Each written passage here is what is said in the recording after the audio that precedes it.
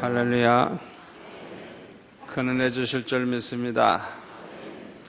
우리 서로 인사할까요? 잘 나오셨습니다.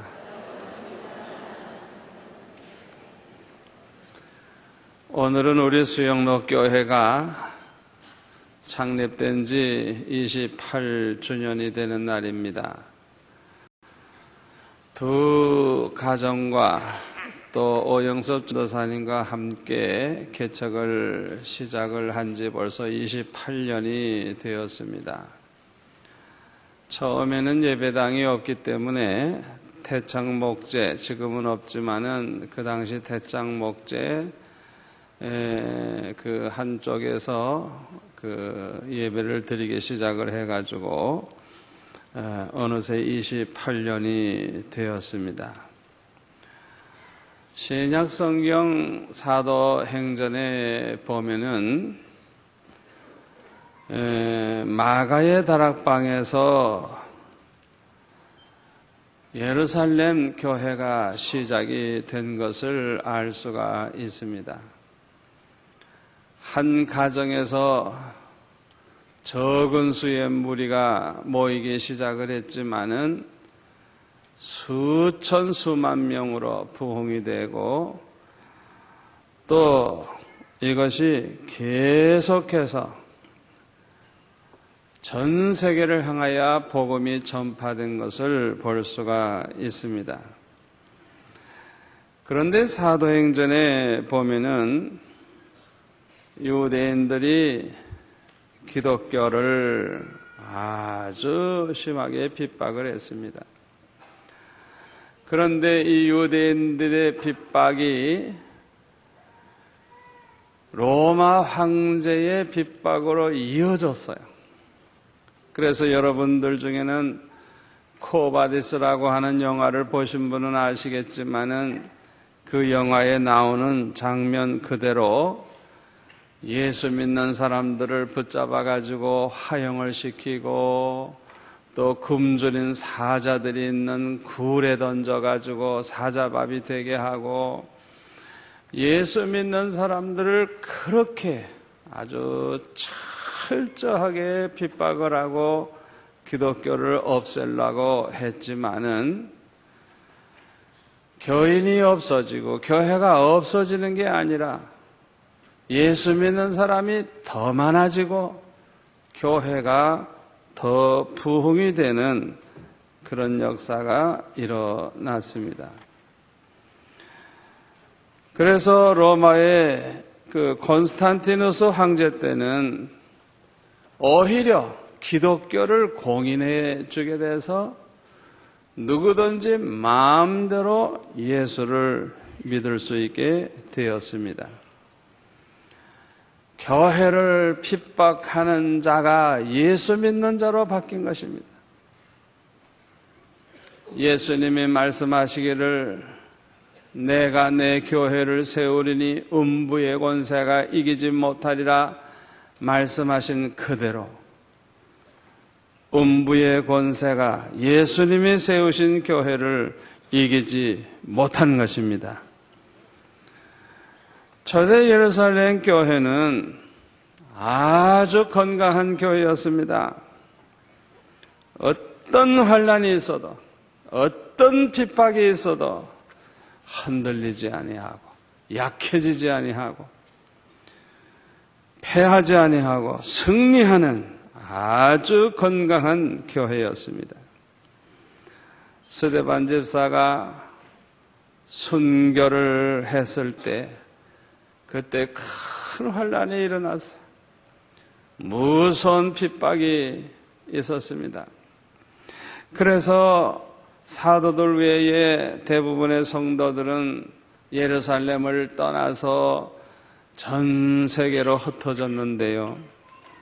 그들이 예수 믿는다는 것이 노출이 되면 붙잡혀 죽으니까 모두가 다 예수 믿으면서도 안 믿는 척하고 그렇게 도망만 간 게 아니고 성경에 보니까 가는 곳곳마다 전도를 했어요.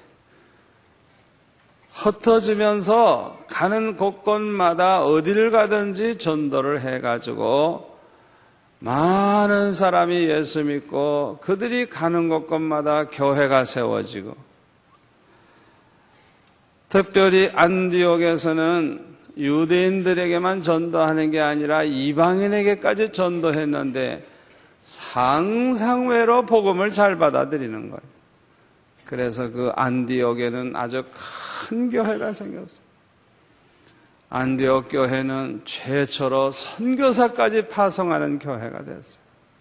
그러므로 이렇게 환난 핍박 중에서도 교회가 세워지고 교회가 부흥이 되고 또 선교사를 파송함으로써 천국 복음이 온 세상에 전파되어져 가는 것을 볼 수가 있는 것입니다. 그런데 사도행전에 보면요, 그 당시 교회들이 두 가지 형태로 모였음을 알 수가 있습니다. 하나는 마가의 집과 같이 그런 가정집에서 모이는 교회, 가정을 중심으로 해서 모이는 그런 교회가 있었고요. 또 하나는 건물이 있었는지 없었는지 모르지만은 그 베드로의 설교를 듣고 회개하고 예수 믿고 세례받은 사람이 그날에 3,000명이나 더했다 그러니까 아마 적어도 몇 1,000명이 모여서 예배드렸다는 것을 알 수가 있는 것입니다. 사도행전 4장 4절에 보면 남자의 수가 약 5,000이나 되었더라. 그랬으니까 옛날에도 남자 5,000이라면 여자가 적어도 10,000명, 20,000명 모였지 않았겠어요? 지금도 여자들이 많지만. 또 애들까지 생각한다고 하면 적어도 몇만 명이 모였다는 것입니다.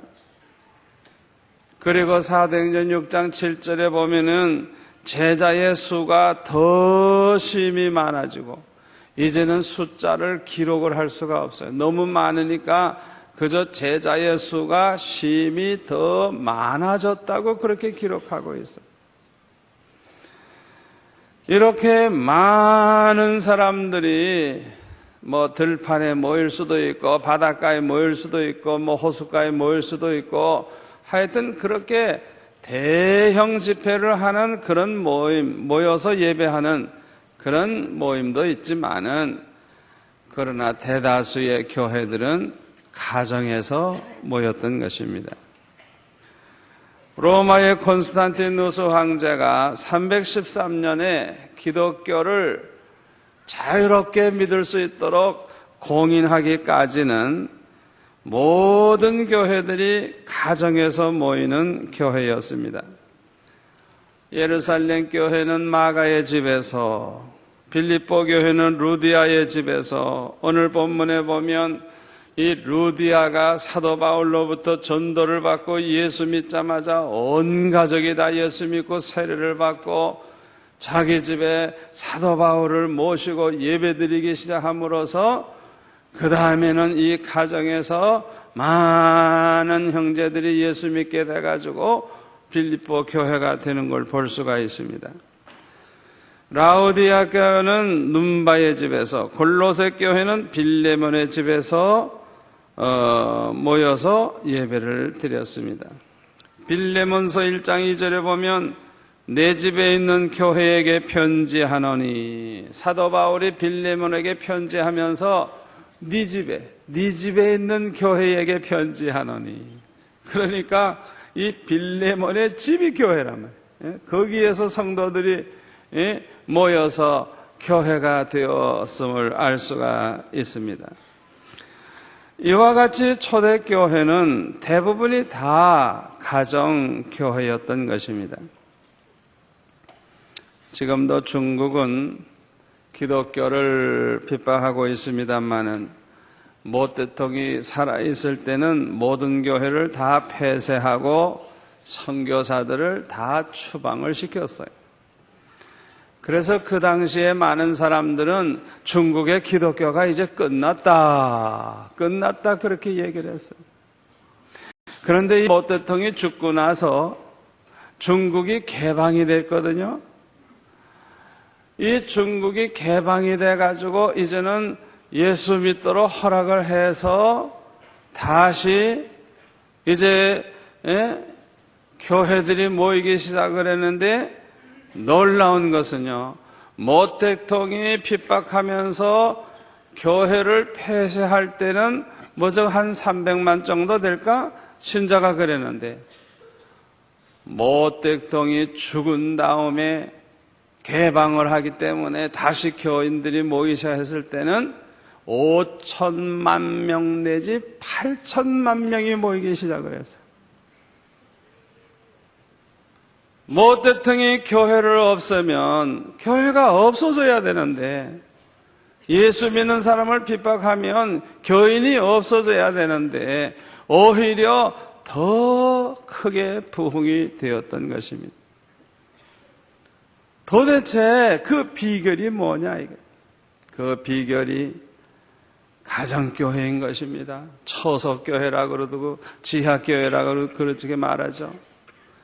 다시 말하면 가족들이 모여서 요 몇 가정이 모여가지고 비록 목사님도 없고 전도사님도 없고 성경도 없고 찬송가도 없지만은 그러나 자기들끼리 모여가지고 예배드리고 기도하고 그렇게 하면서 또 전도도 하고 그래가지고 그렇게 신자들이 더 많아졌던 것입니다. 오늘날 우리 교회에서 이루어지고 있는 이 사랑방과 같은 이 작은 교회를 통해서 계속해서 부흥이 되었던 것입니다. 이런 일은요, 저 아프리카에 있는 이디오피아라고 하는 나라에서도 일어났어요. 이디오피아라고 하는 나라는 미국 선교사들이 가서 이제 선교를 해서 교회를 만들었는데, 거기 메노나이트라고 하는 교회를 개척을 했는데, 이 교회가 부흥이 돼가지고 자그마치 5,000명이 모이는 교회가 됐어요. 그런데 이디오피아가 공산화되면서 교회를 다 문 닫게 하고 지도자들을 다 감옥에 잡아가고 건물을 다 정부가 뺏어가 버렸어요. 겉으로 볼 때는 교회가 다 없어졌어요. 아무도 교회 나오는 사람도 없고 또 인도하는 사람도 없습니다. 그러므로 성도들은 겉으로 보면 다 없어진 것 같은데 이들도 가정에서 몰래 지하교회를 이루고 있었던 것입니다. 10년이 지난 다음에 정권이 바뀌면서 공산주의가 물러가고 자유를 찾게 됐어요. 그래서 교회 지도자들이 흩어진 성도들을 좀 모으고 다시 교회를 시작하려고 해서 모았더니 5,000명 모이다가 문 닫은 이 교회에 몇 명이 모였느냐? 5만 명이 모였어요. 할렐루야. 5만 명이 모였어요. 아니 어떻게 이런 일이 있을 수 있었느냐 이게. 목사님도 전도사님도 없는데 성경도 찬송가도 없는데 어떻게 이런 일이 일어날 수가 있었느냐. 그 성도들은 성령님을 의지하는 가운데 서로 격려하고 훈련받고 교육받았던 내용을 기억하면서 가정에 모여서 서로 이렇게 말씀을 나누고 간증을 하고 같이 기도하고 또 전도도 하고 그러다가 보니까 10년 만에 오히려 10배 이상으로 부흥이 되었다고 하는 것입니다. 여기서 우리는 이 마지막 때에 교회가 건강한 교회가 되고 어떤 환난과 핍박이 와도 계속해서 교회가 부흥될 수 있는 비결이 어디에 있는가를 우리는 깨달을 수가 있는 것입니다. 그것은 우리 성도들 모두가 다 이 사랑방 모임을 중심으로 해서 모두가 다 신앙 무장을 한다고 하면 핍박을 받아서 교회가 없어진다고 할지라도 여러분들끼리 몇 명, 몇 가정 모여가지고 기도하고 말씀 묵상하고 계속해서 전도하고 그러는 가운데 얼마든지 더 크게 부흥될 수 있는 줄 믿습니다. 사도행전 2장 46절에 보니까 날마다 마음을 같이하여 성전에 모이기를 힘쓰고 집에서 떡을 떼며 그랬어요. 이 말씀을 보니까 초대 교회는요, 모이는 장소가 두 군데라는 걸 알 수가 있어요. 성전에 날마다 모였어요. 또 하나는 집에서 모였어요. 초대 예루살렘 교회 성도들은 성전에서 모이는 것만 있었던 게 아니고 집에서도 열심히 모이는 모임이 있었던 것입니다. 지금으로 말하면 이렇게 성전에서 모이는 대예배, 대집회만 있는 게 아니고 사랑방과 같이 이렇게 소그룹 모임이 있어서 가정에서 모이는 모임이 있었던 것입니다. 그런데요, 성전에서 모이는 이 집회에만 참석하는 사람들은요, 적어도 80% 이상이 구경권 신자가 되기가 참 쉽습니다. 그리고 정말 예배 때 안내도 하고 수금위원도 하고 성가대도 하고 차량 안내도 하고 교사도 하고 뭐 이렇게 해서 일꾼 신자 노릇하는 사람은 글쎄요 20% 안 될 거예요. 그러니까 이렇게 성전에서 함께 모이는 이런 집회만 참석하고 그만두는 사람은 거의가 다 구경권 신자가 되는 거예요. 그러나 사랑방 모임과 같이 그 소그룹 모임에 참석을 하는 성도들은 어떻게 되느냐? 거기에는요 80%, 90% 이상 거의가 다 일꾼 신자가 되고요. 구경권 신자는 뭐 특별히 어디가 아프다든지 특별히 무식하다든지 그런 사람들 아니면 구경권 신자는 있을 수가 없어요. 우리 사랑방을 이끌어가는 섬김이, 또 입금이, 찬양 도우미, 행정 도우미, 선교 도우미, 재정 도우미, 기도 도우미, 뭐 왜 이렇게 감투가 많은지 하나씩 다 나눠주다 보면 그냥 모두 한 가지씩은 다 맡게 되는 거예요. 그리고 사랑방이 4-5개 모이면 조를 이루어가지고 그것이 마을이 되면 그 마을을 이끌어가는 그 목자, 이거 평신도 사역자라고요. 평신도 사역자. 아주 기가 막힌 교회가 되는 거예요. 그러니까 이 사랑방 모임에 참여하는 사람들은 아무도 구경하는 사람이 없어요. 모두가 다 일꾼 신자가 되는 것입니다.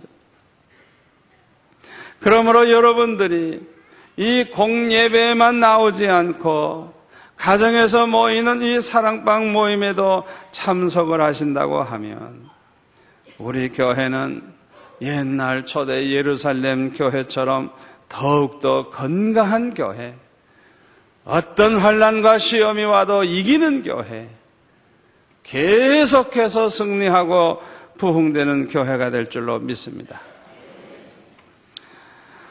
우리 성도들이 사랑방 모임에 참석하게 되면요, 참 유익이 많아요.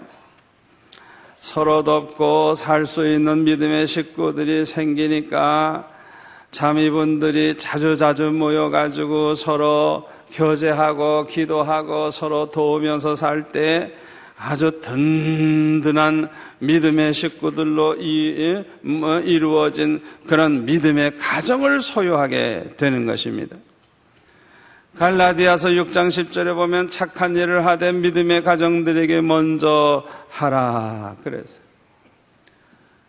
믿음의 가정, 우리 성도들이 모여서 형성된 이 믿음의 가정, 이 가정을 이루고 신앙생활을 하면 얼마나 유익이 많은지 몰라요.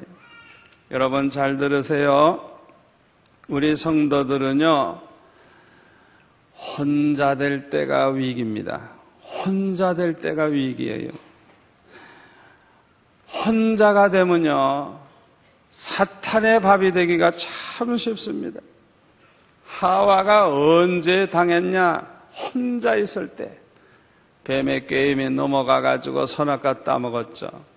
만약에 그 자리에 아담과 하와가 같이 있었으면 아마 선악과 안 따먹었을 거예요. 하와가 자꾸 선악과 쳐다보면, 여보! 뭐 이렇게 쳐다봐? 이러고 막았을 거고. 또 뱀이 와서 꾀이면 사탄아 물러가라 했을 것이고. 둘이 있으면 절대로 안 먹었을 거예요. 그 혼자 있을 때 뱀이 와서 속여가지고 그렇게 먹게 했단 말이에요. 여러분 동물의 왕국 보셨어요? 저는 가끔 보는데 그 동물의 왕국 보면요, 사자들이 그 짐승 잡아먹을 때 꾀가 있어요. 꾀가 있어요. 그 잽싼 놈이 한 번 달겨들으면 그냥 떼거리로 있던 그냥 말이나 노루나 뭐 이런 것들이 그냥 도망을 가요. 그런데 함께 도망가는 놈은 아예 따라가지도 않아요. 그냥 함께 도망가지 아니하고 처지는 님이 있다든지 옆으로 튕겨가지고 혼자 되는 님이 있으면 그게 밥이 되네요. 그게. 그래가지고 그냥 그런 놈 하나 딱 생기면, 혼자 되는 놈만 생기면 그냥 달겨들어가지고 그냥 밥이 되는 거예요. 우리 성도들도 마찬가지예요. 우리 성도들이 언제 제일 위험하냐? 신앙의 동지도 없고 도와주는 사람도 없고 상담하는 사람도 없고 함께 나누는 사람도 없고 혼자 된 사람, 제일 위험한 사람인 것입니다. 몇 해 전에 전쟁 중에 포로가 되어본 적이 있는 미국인들을 대상으로 해서 조사를 해봤는데, 언제 포로들의 사기가 가장 잘 꺾이게 되었는가 하는 것을 질문을 해서 이제 통계를 냈더니 얻어맞고 고문당하고 그럴 때가 아니래요. 언제 사기가 그냥 팍 꺾여가지고 그냥 완전히 맥이 빠지느냐 하면 독방에 집어넣었을 때, 또 그 미군들 포로들 가운데 있는 게 아니라 격리시켜가지고 따로 하나 딱 놨을 때, 그때는 얼마나 약해지는지 다 그냥 사기가 완전히 떨어지고 만다는 거예요. 사탄도 마찬가지입니다. 어떻게 해서든지 저와 여러분을 가정에서도 떨어지고 교회에서도 떨어져 가지고 혼자가 되게 만드는 거예요.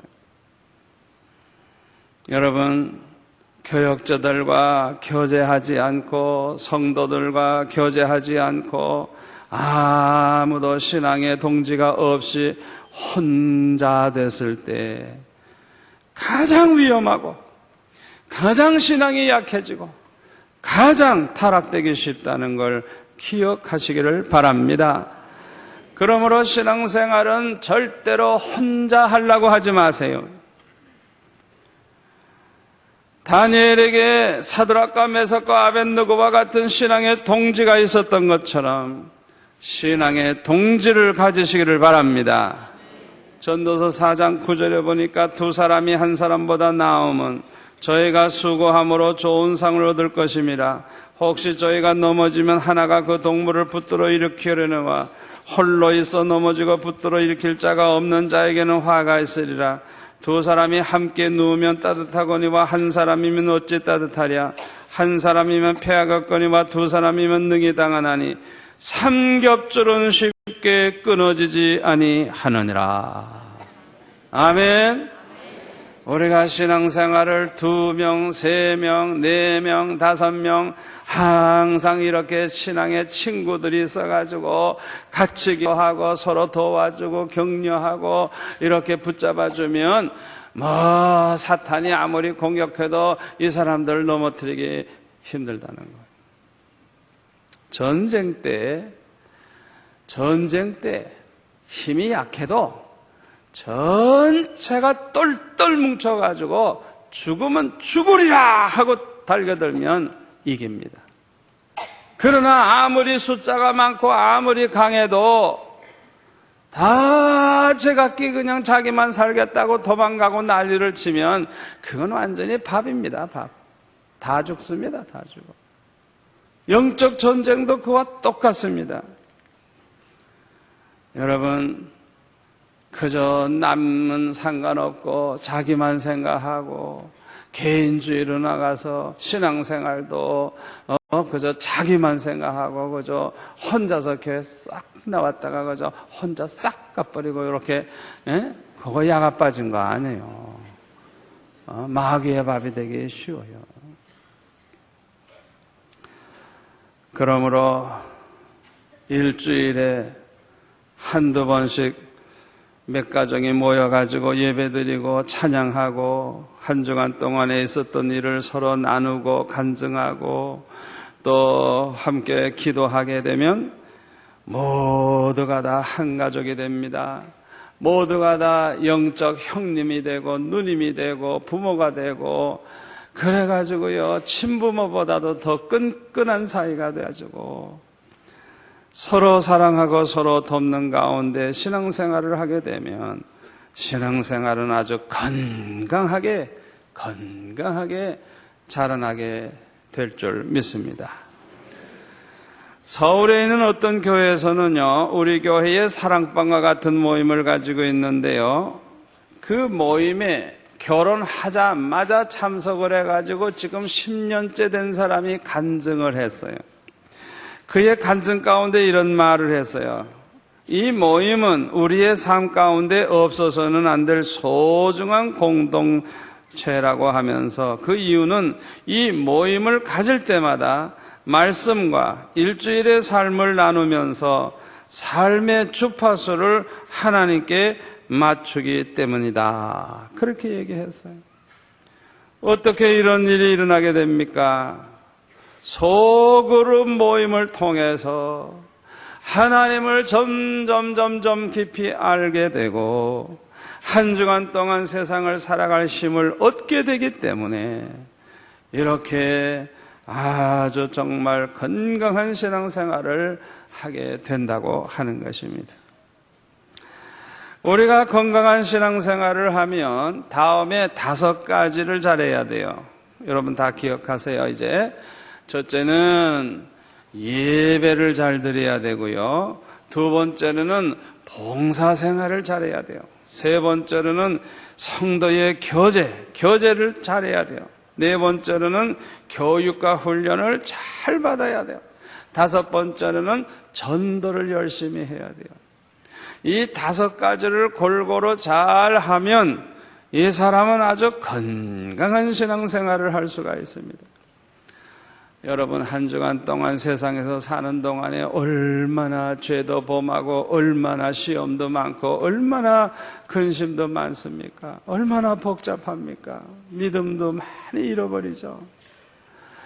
그러다가 이렇게 주일날 하나님의 전에 나와서 예배드리면서 은혜를 받으면 마치 그냥 바닷가에 몰려있던 쓰레기가 한 번 민물이 들어왔다 나가면 그냥 깨끗해지는 것처럼 한 번 성령의 민물이 몰아쳐가지고 이 예배 중에 은혜를 받으면 돌아갈 때는 새 힘을 얻고 기쁨으로 돌아가게 됩니다. 예배가 얼마나 중요한지 몰라요. 또 이 사랑방과 같은 이런 소그룹 모임을 통한 그런 예배, 또 가족들이 가정에서 드리는 예배, 이 예배 생활 잘 하는 사람이 신앙생활 건강하게 잘해요. 두 번째로는 봉사생활 잘해야 돼요. 봉사. 뭐든지 봉사하는 게 얼마나 중요한지 몰라요. 또 구제를 하고 나누어주는 일을 하고 항상 주님의 그 십자가의 사랑을 만번이라도 보답하는 마음으로 이렇게 어려운 사람 도와주고 섬기고 하는 그런 일을 하는 사람들이 아주 신앙이 건강해져요. 세 번째로는 이 사랑방 모임과 같은 이런 모임을 통해서 항상 성도의 교제를 가지면서 신앙생활하는 사람들이 아주 신앙이 건강해요. 그리고 계속해서 교육과 훈련을 받는 사람. 이 세상에는 완전한 사람 하나도 없어요.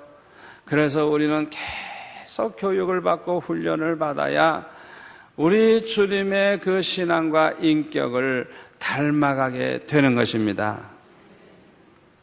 그리고 전도를 열심히 해야 됩니다. 특별히 전도는 우리의 신앙을 얼마나 건강하게 해주는지 몰라요.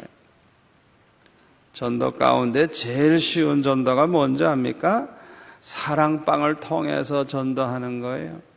여러분 사랑방 모이는 가지분들 항상 VIP 방석으로 이렇게 2개씩 비워놨죠? 그래서 특별히 음식 맛있게 좀 준비해 놓고 옆집 사람 초청을 해서 오늘 좀 음식 좀 차리는데 잠깐만 왔다 가십시오 해서 데리고 와 보니까 많은 사람이 와 있어가지고 오도 가도 못하고 붙잡혀가지고 얻어먹다 보니까 또 친해지기도 하고 그러다가 보면은 이제 가족이 되죠. 얼마나 쉬워요. 얼마나 쉬워요. 사도행전 2장 47절에 보니까 하나님을 찬미하며 또 온 백성에게 칭송을 받으니 주께서 구원받는 사람을 날마다 더하게 하시니라. 주께서 구원받는 사람을 날마다 더하게 하시니라. 여러분 이건 저절로 이루어진 게 아닙니다. 전도를 통해서 이루어진 거예요. 사도행전에 보면 베드로, 요한만 전도한 게 아니라 빌립 집사, 스데반 집사 전도 멋있게 했어요. 심지어는 스데반이 순교를 당하는 환난으로 흩어지게 된 성도들도 도망만 간 게 아니에요. 어디를 가든지 그곳에서 전도했어요. 그래서 많은 영혼을 구원했어요. 요한복음 15장 16절에 보면 예수님이 이렇게 말씀하셨습니다. 너희가 나를 택한 것이 아니요 내가 너희를 택하여 세웠나니 이는 너희로 가서 과실을 맺게 하고 또 너희 과실이 항상 있게 하여 내 이름으로 아버지께 무엇을 구하든지 다 받게 하려 함이니라. 우리를 택한 목적이 뭐냐? 열매 맺으라고. 열매 맺으라고. 요한복음 15장 8절에 보니까 너희가 가시를 많이 맺으면 내 아버지께서 영광을 받으실 것이요 너희가 내 제자가 되리라. 저와 여러분을 왜 하나님이 택하시고 왜 이렇게 예수 믿게 하시고 왜 구원받게 하시고 왜 하나님의 자녀가 되게 하셨느냐? 우리 하나님이 우리에게 제일 바라는 소원이 있는데 그게 뭐냐? 우리가 열매 맺는 거 보고 싶어 하시는 거예요. 열매 맺는 거. 열매 중에 가장 하나님을 기쁘시게 하고 하나님께 영광 돌릴 수 있는 열매가 뭘까요? 그것은 구원의 열매입니다. 구원의 열매.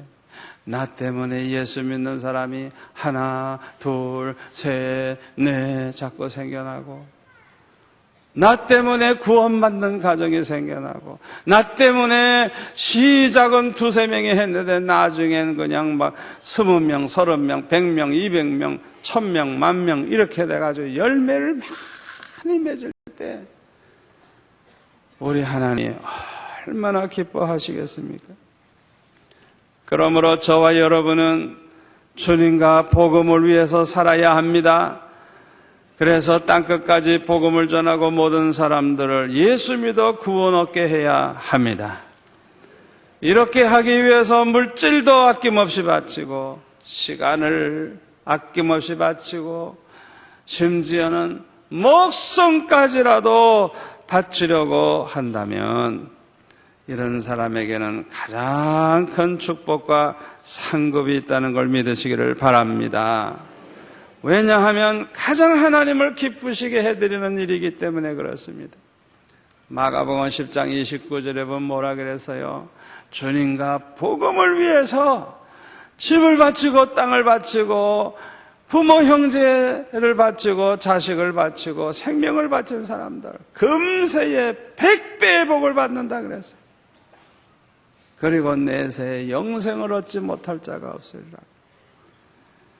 사랑하는 성도 여러분, 아무쪼록 이 마지막 때의 승리의 삶을 살기 위해서라도 모두 다 사랑방 모임에 다 가입하시기를 바랍니다. 절대로 홀로 신앙생활 하려고 하지 마세요. 그리고 이 사랑방을 통해서 계속해서 복음을 전함으로 많은 영혼을 구원하는 좋은 열매를 맺으시기를 축원합니다. 기도하겠습니다. 아버지 하나님 감사합니다. 오늘 주신 말씀이 축복이 될 줄로 믿습니다. 우리 수영로 교회는 건강한 교회가 되게 하여 주옵소서. 구경꾼 신자가 하나도 없게 하여 주옵소서. 모두가 다 일꾼 신자가 되게 하여 주옵소서. 한 분 한 분이 10명, 100명, 1000명, 10,000명 구원하는 일꾼 신자들이 다 되게 하여 주옵소서. 그래서 하나님께 영광 돌리고 하나님을 기쁘시게 하고 하나님이 약속한 멸류관을 받는 우리 성도들 다 되게 하여 주옵소서. 예수님의 이름으로 기도하옵나이다. 아멘.